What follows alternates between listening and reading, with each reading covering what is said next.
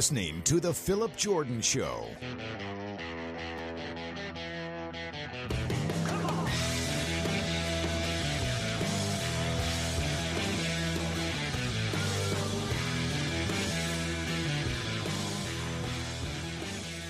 What's up, everybody, and welcome in to the Phillip Jordan Show. I am your host, Phillip Jordan, in-studio host and producer of Dozen Was Football, a 96.9 The Legend and Auburn writer for Last Word on college football. Got a special edition of the podcast today. We are previewing Super Bowl 58 between the Kansas City Chiefs and the San Francisco 49ers. You're listening to this on a Thursday, and the game is a Sunday on CBS, 5:30. Between these two teams to find out who is the best team in the NFL for the 2023 NFL season. I'm not alone. I'm going to have two guests covering both sides. And then at the end, I'll give you my thoughts of who I think is going to win the game. And that has been a tug and pull for me this past week and a half, trying to figure out who I want to pick between the 49ers and the Chiefs, because I'm telling you, depending on what time of the day you ask me, I may have a different answer with that question. One moment I may be leaning Chiefs. 1 minute I may be leaning 49ers. So we'll dissect all of that here on the show. And I have some two great guests, two guys I'm going to have on to break down these two teams. Jeff Fedotin, he covers the Kansas City Chiefs over there for Forbes Sports, also co-host of the Bleav in Chiefs podcast. So he'll be on first. We'll chat with him. And then a guy, I've been on his show a lot, and he's never been on mine. I figured this was a good time for him to come over. Richard Holdridge, you can check him out on his show, The Sports Beat with Richard Holdridge. I've been on his show plenty of times. He's up in the Columbus area. He's a 49ers fan, too, and he's from that area. So we will chat with him about the 49ers side of things, and then I will give my thoughts on the game. So that is today's show. Nothing but Super Bowl conversation. I like to call this more of a special edition of the show. But, yeah, let's jump into it. We're going to play a little thing here for you, and then we're going to jump into it with Jeff Fedotin from Bleav in Chiefs. You can check out the Phillip Jordan Show podcast over at wiregrassdailynews.com or wherever you get your podcasts. If you're on Apple Podcasts, please follow, rate, and review. Leave a review, and I will read it on a future edition of the show. And if you leave just 4 stars, you are just a straight up hater. You can email me at sports.phillipjordan@gmail.com. Everybody joining me on the show first up here, previewing the Kansas City Chiefs side of the Super Bowl for this Sunday on CBS. Joining me is Jeff Fedotin. You can check out his written work over at Forbes Sports, where he covers the Chiefs, and also the Bleav in Chiefs podcast.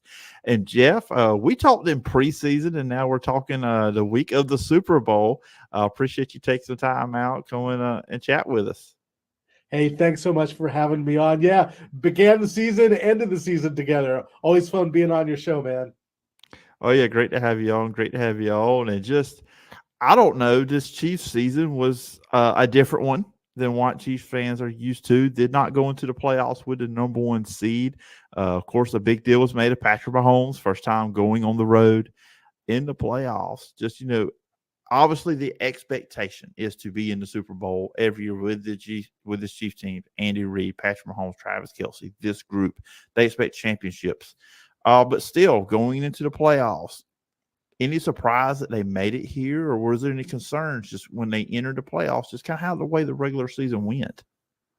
Absolutely, and especially given the tough path, having to play a really hot Buffalo team in Buffalo, I didn't think they'd win that game, and maybe the team that was playing the best or most talented team in football having to go on the road in Baltimore.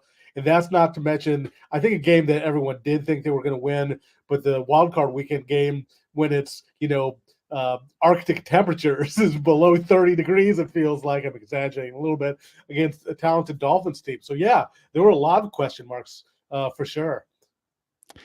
And obviously going into the playoffs again, like I said, the Miami game, I kind of felt like Miami, they would beat Miami just because I don't think Miami plays good against good teams. That's just right. The only good team they beat was Dallas, but I think Miami and Dallas were like, if you put a mirror in one of them, you see it's the reflection of each other. And shrinking in the biggest moments. I'm with you, Phillip. Yeah, Travis Kelce, he's been really big in these playoffs, and we know his talent, obviously on the field, but he had issues with drops as well this year. That was surprising. We know the receivers had those issues, but Travis Kelce had some issues this year.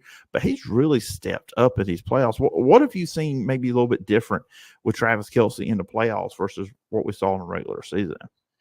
Patrick Mahomes is saying that he's a guy who, when the lights are the brightest, that's when he steps up. And given that he has that playoff record that he broke of Jerry Rice of the most the most touchdowns from quarterback to tight end, quarterback to any kind of receiver, just shows that is the case. Of course, he's played in a lot of postseason games, but hasn't played well. So that's part of it.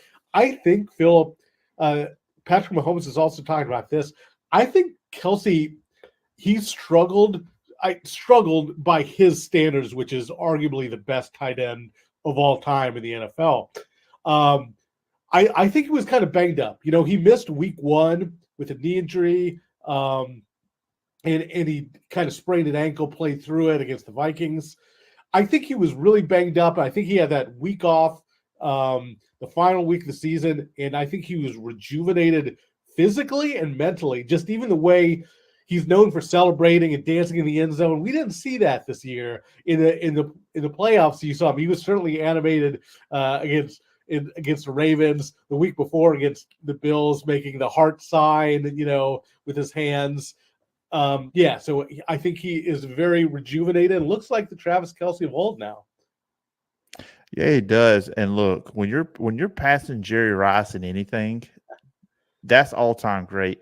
For the longest, and another Kansas City Chief, Tony Gonzalez. I was a lot of people. I know a lot of people viewed him as the greatest tight end, or obviously up there, because he had that career where he was consistent for a long time. It wasn't just like a small group of years. I mean, he was into his 30s, and then the years with the Falcons, he was really good.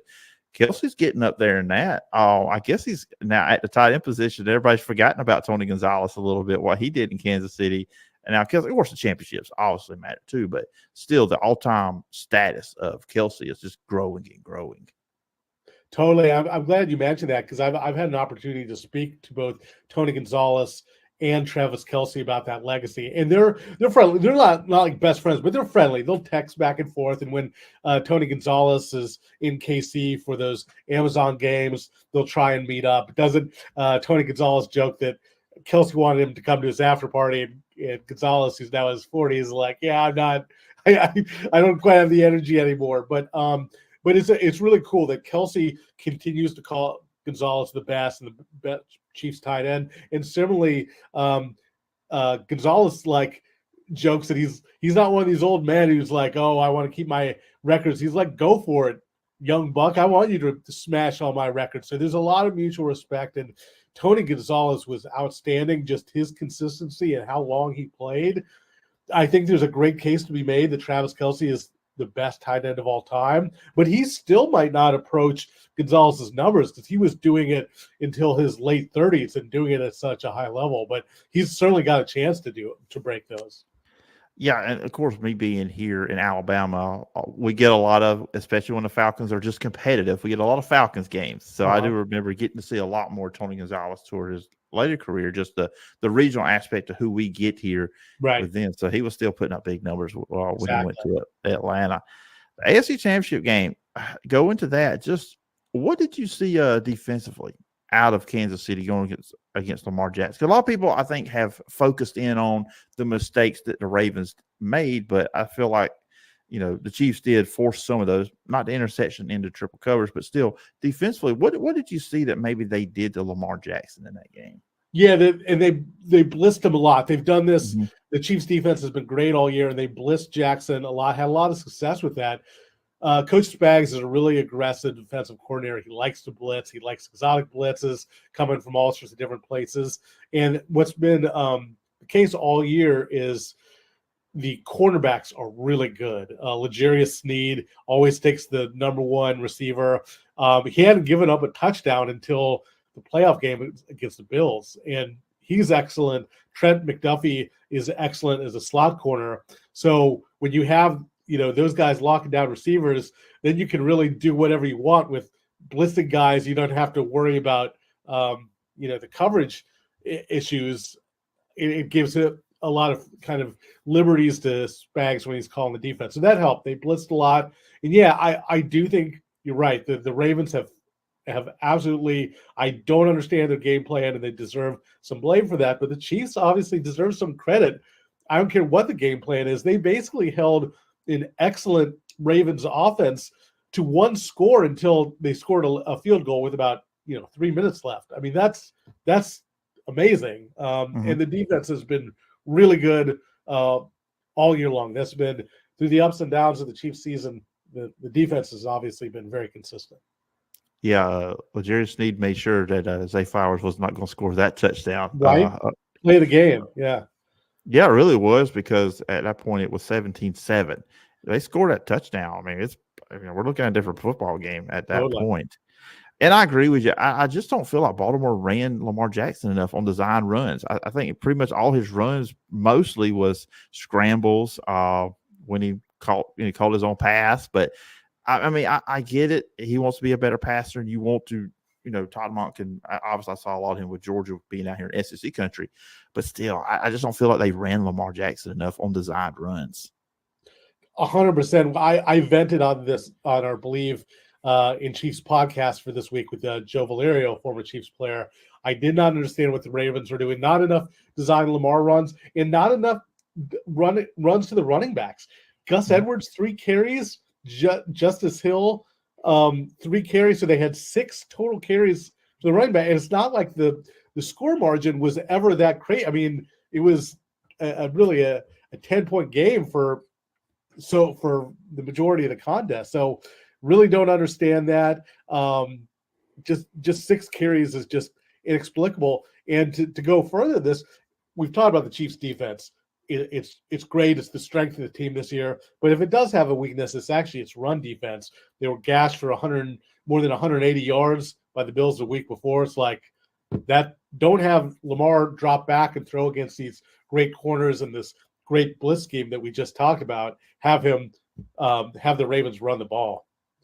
So let's look into this matchup for this Sunday between the Chiefs and the 49ers. You talked about that run defense. Obviously, that's what the 49ers – it's not what they should want to do. Sometimes I think they go pass heavy too much, especially against the Packers. They got away from that in the first half. Second half with Christian McCaffrey. And then in the second half there against the Lions, Brock Purdy was a big part of their run game.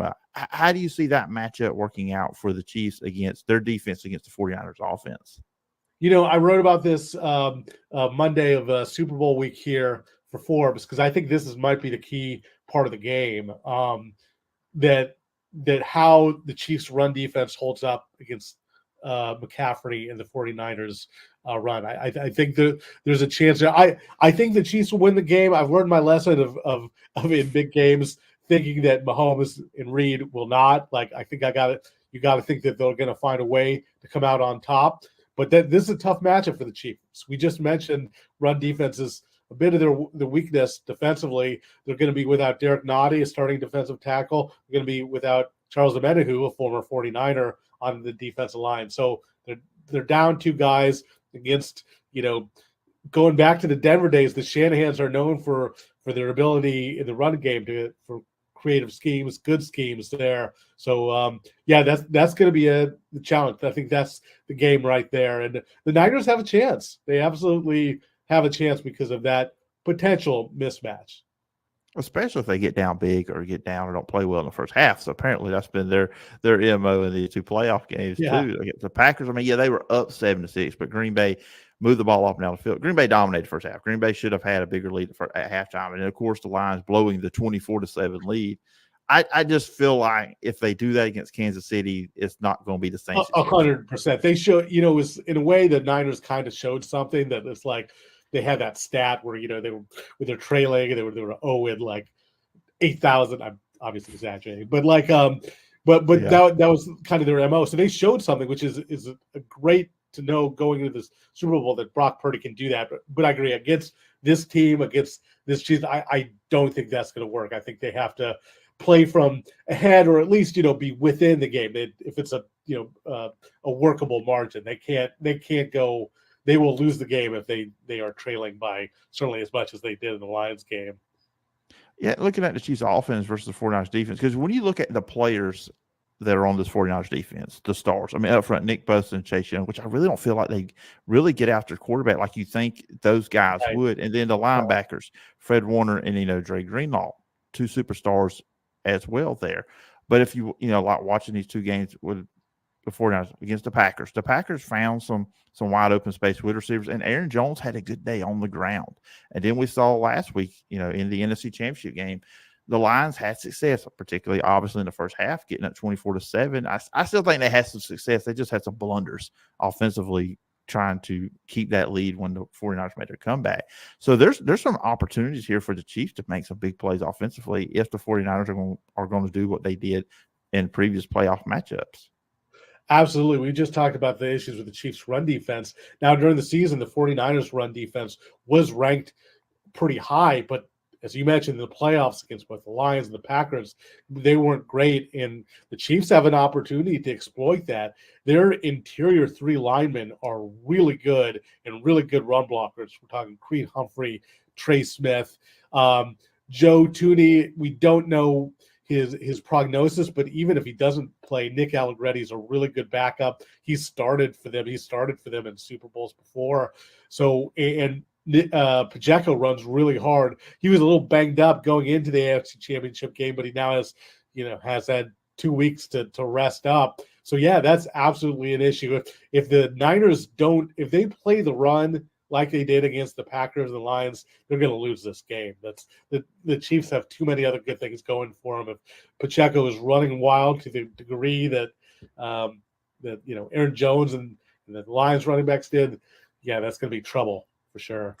Yeah, I feel like Pacheco is like one of those unsung heroes of this Chiefs team. He doesn't get a lot of praise, but a lot of times you look at the stats, he's got solid numbers week in, week out. Obviously, he's not just a running back. He's a threat in the passing game as well. He doesn't get a lot of mention, but kind of an unsung hero here for Patrick Mahomes.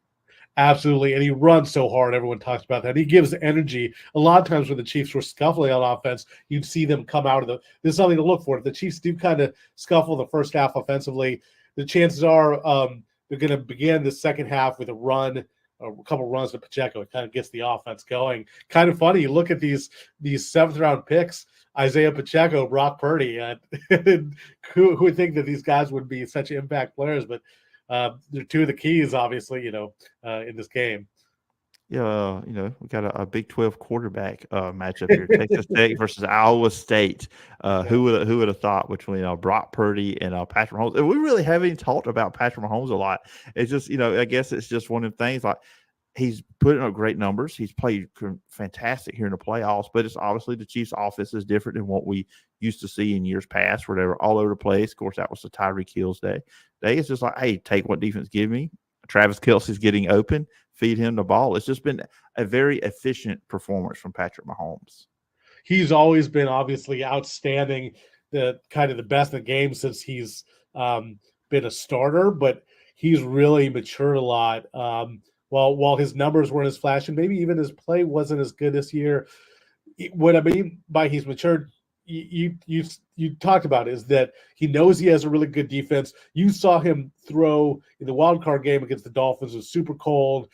The Dolphins weren't moving on offense. Anything that wasn't really available, he just threw it away, which is the smart play. Just live to play another down. And again, he's embraced being a little bit more conservative, that he can win that way.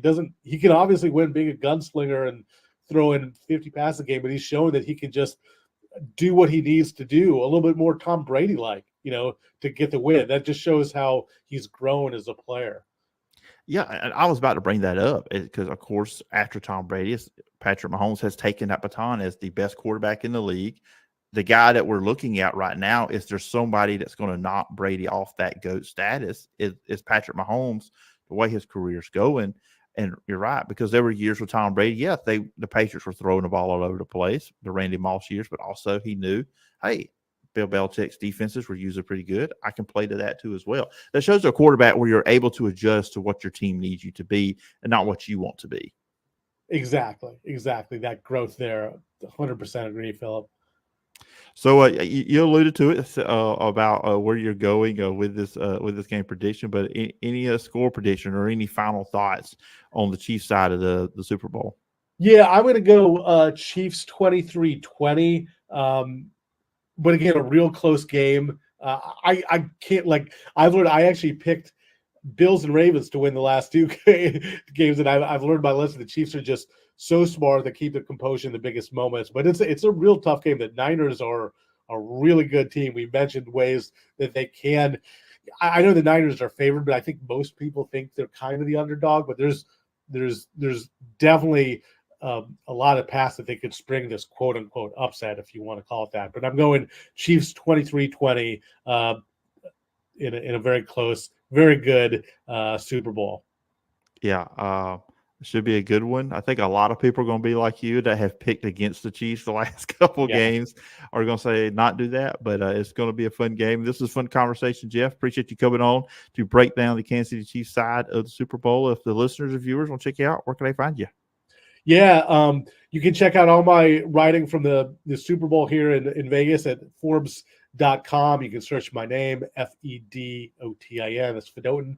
And check out Bleav in Chiefs, Bleav in Chiefs. That's the podcast I do with former Chiefs offensive lineman. He used to catch touchdowns from Joe Montana as an eligible receiver, so kind of a cult hero back in Kansas City. All right, everybody go check out the written work, check out the podcast there with Jeff. And Jeff, appreciate the time, and look forward when we get to this again sometime down the road. Thanks so much, Phillip. All right, everybody, now it is time to preview the 49ers side of the Super Bowl for this Sunday. And joining me, and it's been a long time coming, to have this guy on my show. I think I've been on Richard's show probably about 1,000 times. This is the first time coming over here. Of course, you can listen to Richard every single day on the Sports Beat with Richard Holdridge. Also, check out the Georgia-Alabama Sports Live. They're on Facebook. They're all over the place covering sports, Georgia and Alabama, high school sports, and all the good stuff. But Richard, I appreciate you coming on the show. Like I said, I'm used to coming on your show, so we've kind of swapped roles here when we have our sports conversations. I appreciate it, Phillip. Thank you so much for letting me be on your show. I'm ready to talk football. The Super Bowl week, I'm excited. You know, this is really one of my favorite times of the year, the Super Bowl.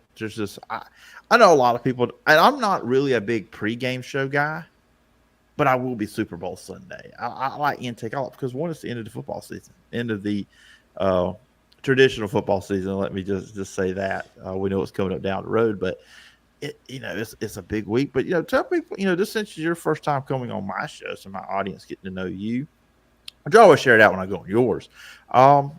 You're in Columbus, but you're a 49ers fan. What's the origins of that? Of course. I was born and raised in the San Francisco Bay Area. I've always wanted to be a broadcaster ever since I was a little kid, just being in front of the TV and just memorizing the jersey numbers. And I actually started out as a sports writer in high school, wrote for the high school newspaper. Always lived in a big market. Columbus is the smallest market that I have been in, so I knew that I could thrive and pretty much do whatever I want when it comes to broadcasting. But I actually took a little bit of a break because I'm also in the military. I deployed a couple of times. I went to the Defense Information School for military broadcasting, so I did that for 8 years. And I was a broadcasting major in college. I'm really aging myself here because it was 20 years ago. I was the main play-by-play guy for baseball, filled in for basketball, and I loved doing sports talk radio, and took a very long break. And then right around 2020, it was pre-COVID, 95.7 ESPN Radio in Columbus had a radio contest trying to look for their next guest host. And I had a couple of auditions, and I absolutely fell in love with it, and that's when I started my podcast, The Sports Beat with Richard Holdridge. I've done it for 4 years now, and I've had I'm getting close to my 800th episode. I've had about 70, 80 guests. I mean, I've had a lot of guests. I mean, you've been on, I got to count, but you've been on at least 20, 30 times. I mean, I always appreciate you coming on my show, and we always have a good time talking. And I just love what you do, Phillip. And really, we were talking about, like, we're kind of in different sports markets. You got the Wiregrass area covered down in Dothan, Alabama, but sometimes our paths will cross. Like in high school football, when Dothan plays Central or Smith Station or Auburn, I got you covered. And I just enjoy just talking sports with you as well. Yeah, absolutely, absolutely. I think that's kind of like how I think we came across each other. I think I saw you on Facebook. You popped up, and I said, "Oh, okay, this is the guy that covers one of the teams I know Dothan's playing." I think you were doing some Smith Station games, or it was Central Phoenix City or Auburn. You were covering them, talking about them or whatever. So I think that's kind of how our paths crossed. So hey, the crazy thing about high school football in Alabama introduced us to each other. What's your favorite sport to broadcast, though?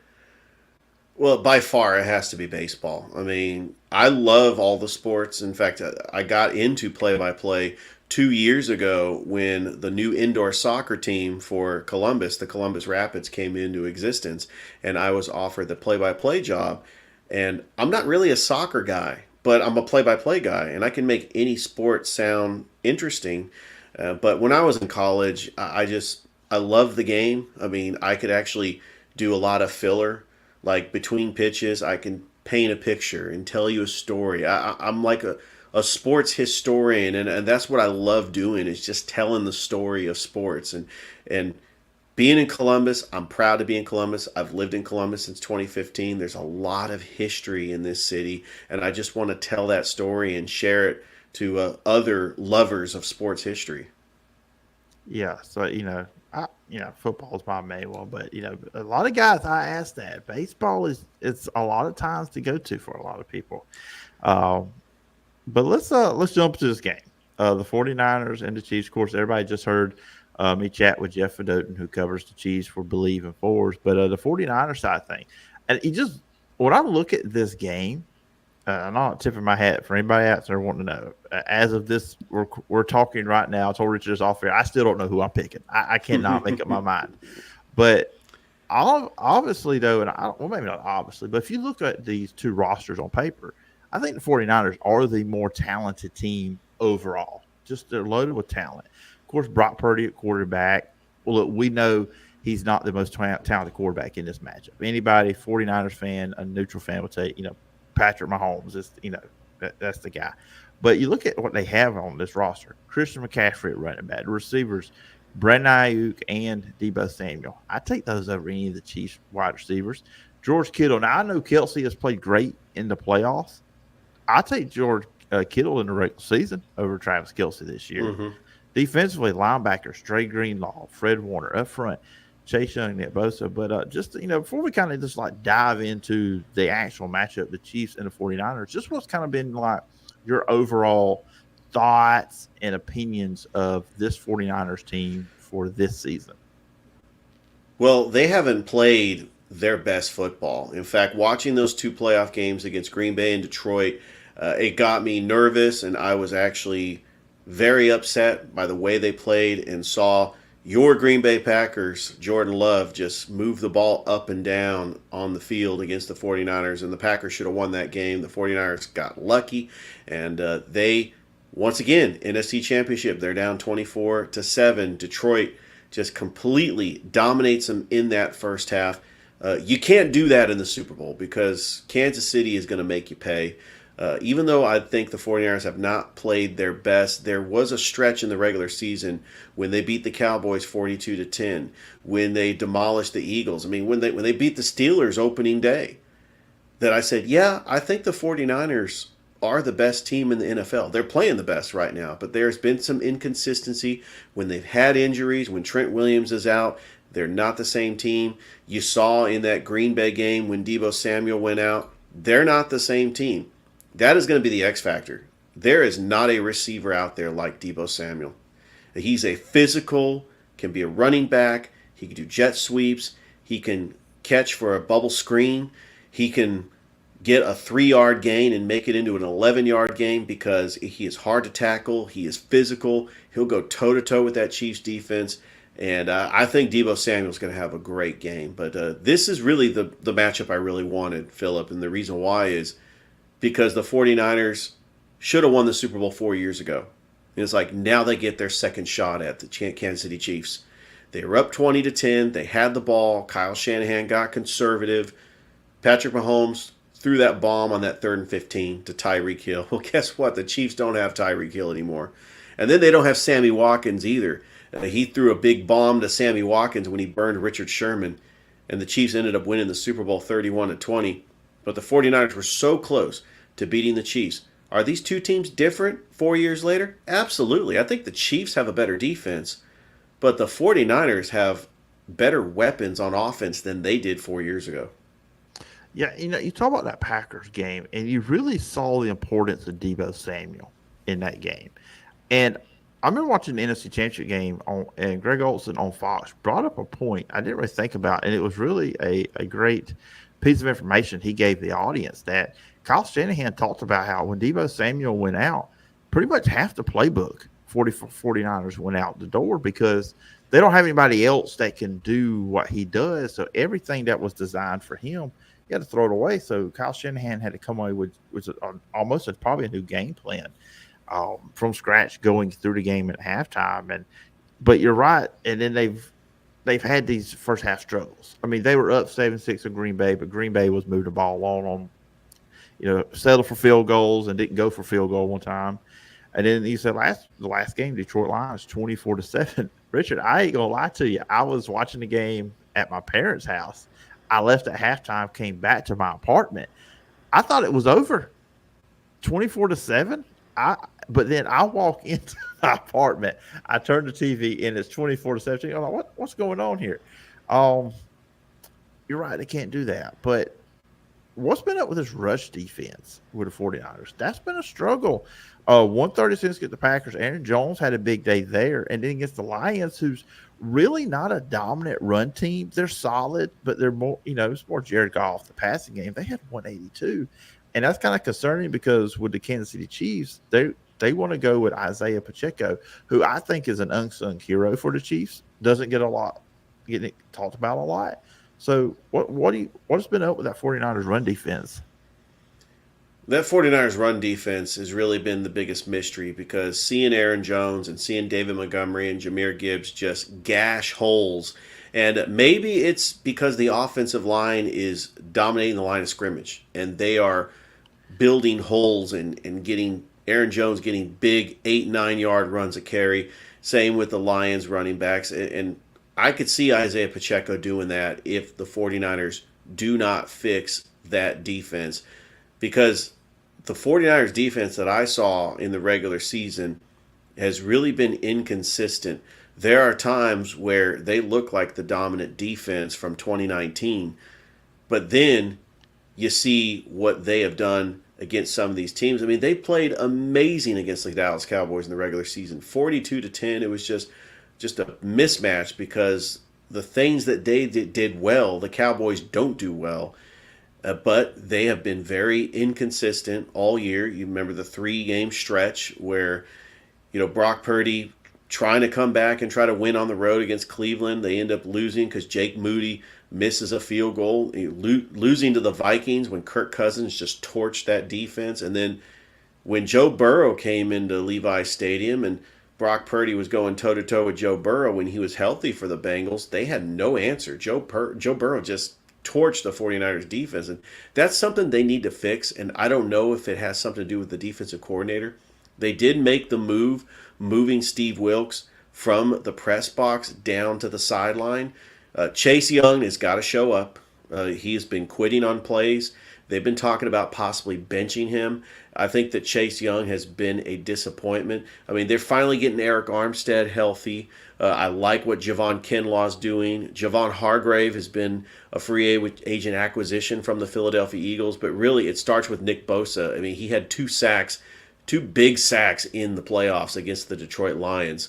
Bosa needs to get in the backfield to sack Patrick Mahomes, which is very hard to do because you see Patrick Mahomes escape out of sacks and throw it left-handed and throw it sidearm and doing a jump pass. And, he is just a magician when he's outside of the pocket. And if the 49ers want to win this Super Bowl, Patrick Mahomes can't be making those wow plays. I mean, it really needs to be the other way around.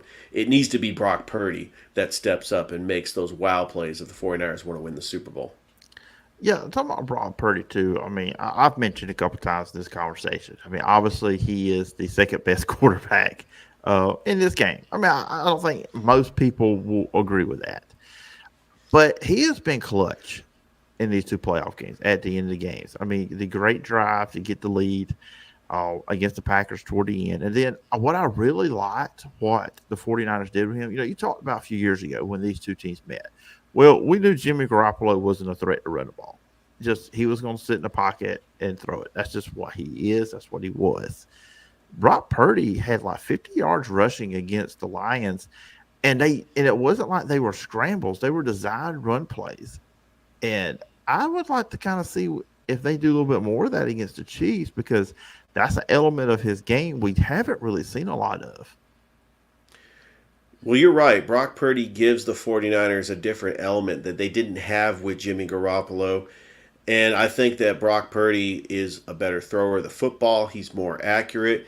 He actually can run better than Jimmy Garoppolo. This has been an upgrade at quarterback for the 49ers.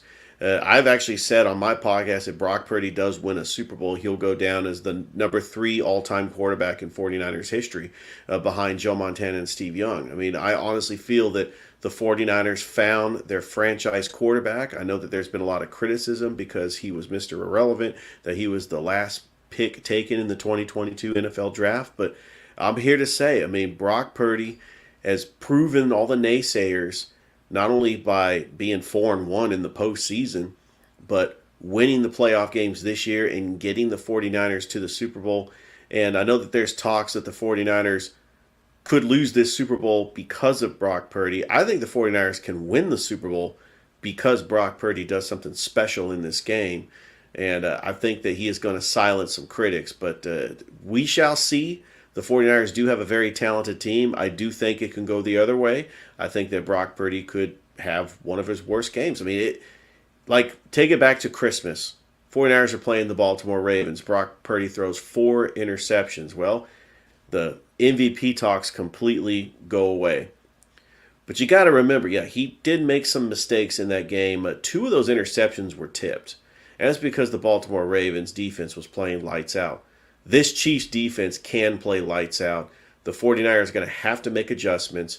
You cannot allow Chris Jones to get in that backfield. I see him getting in the backfield because, that right side of the O-line for the 49ers is a little weak. I mean, Colton McKivitz, he's okay, but he's not what Trent Williams is on the other side. And Chris Jones has been the most clutch defender in the Super Bowl. I mean, I go back to 4 years ago when the 49ers were trying to score. Like they were up 20-17 in the Super Bowl. Jimmy Garoppolo goes into a play action and Chris Jones bats it down. I mean, that's how valuable Chris Jones is. And he could be the difference in this Super Bowl. But it's going to come down to Brock Purdy making plays and making sure that Christian McCaffrey, Deebo Samuel, they get touches. Brandon Ayuk. I mean, I really like the weapons. George Kittle. I really like the weapons for the 49ers. But it's going to be just an exciting game. And we'll see how the two quarterbacks will face off. Yeah, Chris Jones 10.5 sacks this year, and I was about to bring up, Christian McCaffrey, because it just feel like too in the playoffs a little bit with the 49ers, they kind of got a little too pass happy at times, especially against the Packers. But when they do kind of get back to who they are and Christian McCaffrey and running the ball, and then everything just works off of him. I think Kyle Shanahan likes to call Deebo Samuel the wide back. Like he's not a receiver, he's not a running back, he's a mixture of the two. But the Christian McCaffrey part is going to be huge for San Francisco because Kansas City's got the number 2 defense, but their weakness is a run game, which was questionable to me with the Ravens did not capitalize on that in the AFC Championship game. They were throwing it a little bit too much, in my opinion. So, getting that run game going is going to be big for the 49ers. Yeah, one thing that the Kansas City Chiefs have, they have a very good secondary. If they're able to stop the run, I'm talking Christian McCaffrey gets like 2-3 yards a carry, and you force the 49ers to get into a 3rd and long situation, I would say advantage Chiefs. I mean, they can get the 49ers off the field. But if the 49ers have success running the football, that's going to keep Patrick Mahomes on the sideline. The 49ers want to control the time of possession in this game. They don't want to allow Patrick Mahomes to get drives. Because even if Patrick Mahomes is down by 2 scores, he can get his team back just in a blink of an eye. Although I still am not 100% sold on the receiving core that Patrick Mahomes has, with the exception of Travis Kelce. He was big in that AFC Championship against Baltimore. But Rashee Rice, he's a rookie. He could be a number one someday. I still think he's got a lot to learn. Kadarius Toney, I don't trust him in big game situations. He's dropped a lot of passes this year. Marquez Valdez-Scantling, same thing. He has dropped a lot of passes this year. I'm not a believer. I'm not sold on the Chiefs' receiving core. But if there's anybody that can make the receiving core look good, it is Patrick Mahomes. Remember last year when they won the Super Bowl, their number one receiver was Juju Smith-Schuster. And Patrick Mahomes proved last year that the Chiefs didn't need Tyreek Hill. And I think that he is going to have an amazing game this year, especially just with the way he extends plays. And the 49ers have got to be on their heels. I mean, because this could be a game where Patrick Mahomes ends up taking over. But the 49ers need to make sure that that doesn't happen. So we broke this game down. We talked about the 49ers, Brock Purdy, all of it, the big names. What is your prediction for Super Bowl 58 on Sunday? Well, I could easily go with my heart. Lifelong San Francisco 49ers fan since I was a kid. I witnessed them win 5 Super Bowls. Would love to see them win their 6th Super Bowl. And I actually believe, because they are the favorites, that they are going to figure it out, even though they played terrible their last 2 playoff games. I think that Kyle Shanahan is going to get them ready.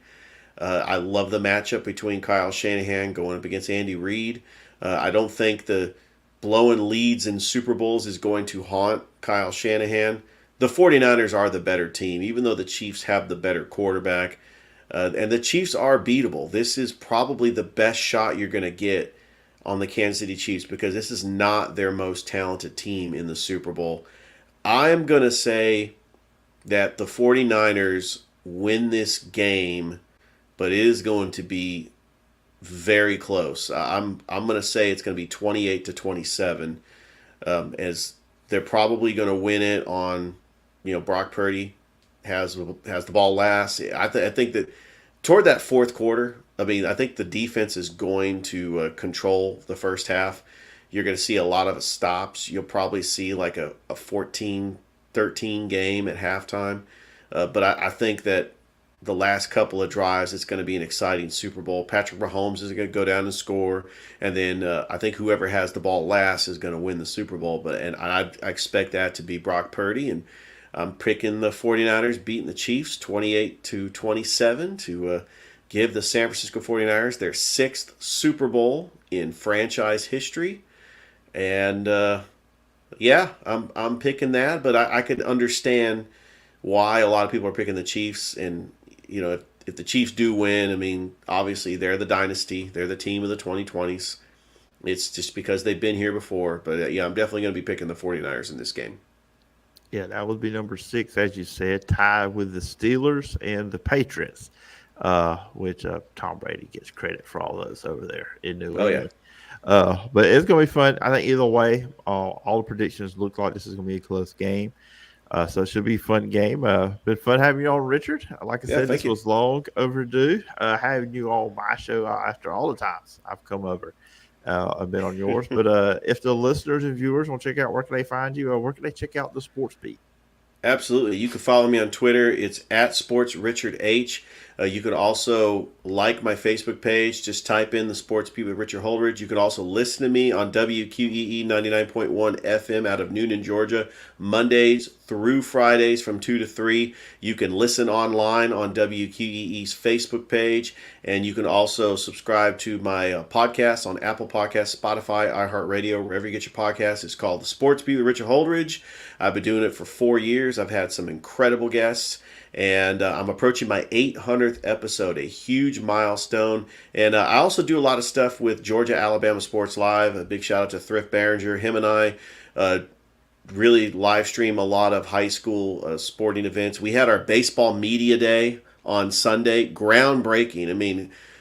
We're doing high school baseball media days because high school baseball is just around the corner, and we plan on live streaming some high school baseball as well. And I stay busy. I actually called a basketball game last night. I actually had a night off, but I'm back to the grind. I'm calling basketball tomorrow and Thursday. Like the great Josh Pate, who comes out of Columbus says the grind is a blessing. I just try to, mimic his work ethic just to try to get to that level because I don't think anybody was as good as Josh Pate done it in the Fountain City. I mean, he's the best. I mean, I'm here to say, like with his Late Kick podcast, 24/7 Sports, that's how you do it. That's how you grind and just continue working to be as successful as you could possibly be. Yeah, absolutely. He has one of the better shows out there, and so do you, Richard. And once again, appreciate the time, and hope we can do this again sometime down the road. Absolutely. I'm looking forward to the next time I can come on. All right, now I'm going to take a 1-minute break before I give you my prediction of the Super Bowl. And here's just some cool stuff we got going on over with Wiregrass Daily News and DGO Strategies. 96.9 The Legend is your connection to classic country legends. But Digio Strategies has other options too. News Talk 103.9 is your source for America's top news and entertainment shows. Like Rick and Bubba in the morning, Glenn Beck from 9 till 11 a.m., and Clay Travis and Buck Sexton middays from 11 a.m. till 2 p.m. Sean Hannity, Lars Larson, Ben Shapiro, Matt Walsh, and others fill your day with the latest news and views from America's top conservative voices. America at Night and Coast to Coast AM keep you company and connected throughout the night. Plus, Fox News, the Alabama Radio Network, and Wiregrass Daily News keep you informed with national, international, state, and local news. And with more musical choices like All the Hits, 106.7 KMX, Today's Country 95.5 WTVY, and Music 107.7. Digio Strategies gives you more choices and more variety. Listen on air, online, and on our apps. 96.9 The Legend is just the beginning. All right, so the moment you all have been waiting for. I had thought about doing this part in the open, but I was like, nah, let's go into it at the end of the show. Make you wait. So you heard Jeff Fedotin, obviously Chiefs, and then Richard Holdridge picking the 49ers. And this has been a hard one for me all week. Usually going into these big games, I have a feel. I have an idea where I think this game could go, who's going to win, and just a confidence level. I don't have this here. Whichever team I announce that I'm picking, I could very well, when I hit end recording here and publish this podcast, I could very well say, well, I think that team's going to win. This is tough. So you look at the 49ers, and actually, as I said, Richard, you look at the rosters. You can't look at these two rosters and not say, okay, the 49ers are the more talented team. They're the better overall team when you look at all the stars this team has. I mentioned it with Richard. Chris McCaffrey running back, Brandon Ayuk receiver, also Deebo Samuel, George Kittle at tight end. Defensively, Dre Greenlaw, Fred Warner, Chase Young, which he hasn't played great, but still he's a star. We know that name. Nick Bosa, he's got 2 sacks. I mean, this team has just got talent all over the field, but they have struggled against the run. And I have picked against the Kansas City Chiefs the last 2 games, against the Bills and against the Ravens. And that's what's making it hard. And I want to pick the 49ers. They're favored, 1.5 points. The over-under is 47.5 in this game. I want to pick the 49ers. I just can't pick against Patrick Mahomes for a third straight game. I just cannot do it. I'm picking the Chiefs to win this, win another Super Bowl, the 3rd title with Andy Reid and Patrick Mahomes. It's just, I kind of wonder, will there be some moments with Brock Purdy that the Super Bowl will be too big for him in his first time in this game? Look, everybody's got to win their first one sometime, and this could be it for him. He could come in and light it up. It's very possible. And also with the 49ers, the run defense struggling against the Packers and against the Lions, and also the slow starts for the 49ers. Will they come out and have another slow start? I don't think you can recover against the 49ers, against the Chiefs like you did against the Packers, who made a lot of mistakes, and also the Lions, who made a lot of mistakes. Those same mistakes those 2 teams made, the Chiefs will not make. So, look, as again, 49ers are better all around, without a doubt. I don't have a doubt in mind. The 49ers receivers are better. I think you can argue that George Kittle had a better year than Travis Kelce. I think the 49ers offensive line is better than the Chiefs. Defensively, they're more overall talent. Now, Chris Jones is probably the best defensive player on the field. But, yeah, I'm going to go with the Chiefs. I say they win this game. I don't think there's going to be a lot of points. I say the Chiefs win 24-21. That's going to be my score here. I think the Chiefs will kick a field goal at the end. I think Patrick Mahomes has the ball last. So that's where I'm going to go with. I'm going to go with Kansas City Chiefs. So we'll come back next week and we'll talk to you how much I was wrong. Next week we'll go to one a week. I know I've been teasing that for the last couple weeks, but this is the full thing. Next week we're going to one podcast a week until we get to college football season. So that's the deal going on with that. Remember, you can follow me on social media at P. Jordan SEC. The podcast is available over at Wiregrass Daily News or wherever you get your podcast. If you're on Apple Podcasts, please follow, rate, and review. Leave a review. I will read it on a future edition of the show.